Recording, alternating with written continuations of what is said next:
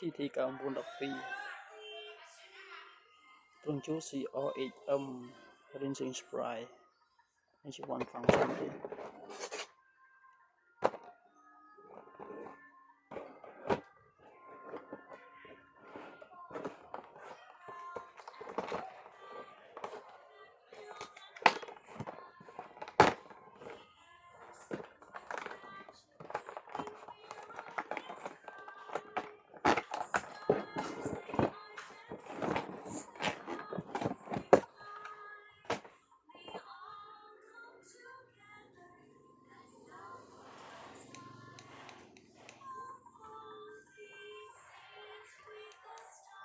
យើងចុចនៅប្រើកម្លាំងទៅរលាស់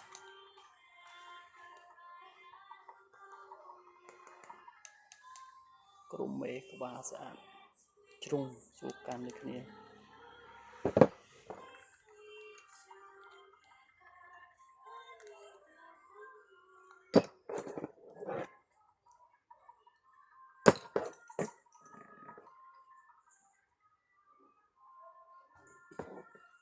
មកភ្លឺ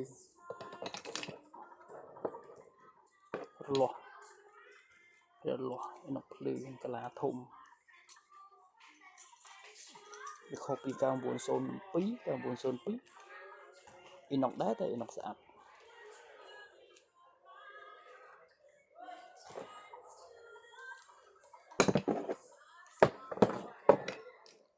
ជាប់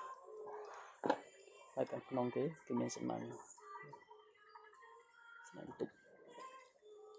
តិចកទីកាកសំណល់ស្លែរបស់របស់ទឹកអីចឹងហើយខាងក្នុងវាមិនទៅយកខ្មៅលីឡុងនេះតែមិនងាយមានបញ្ហាបែកផ្ទុះទេស្វិតធន់ល្អ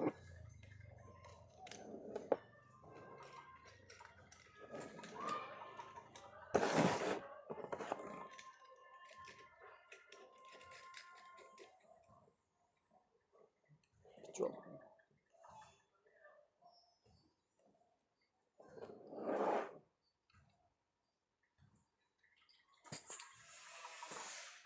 រលាស់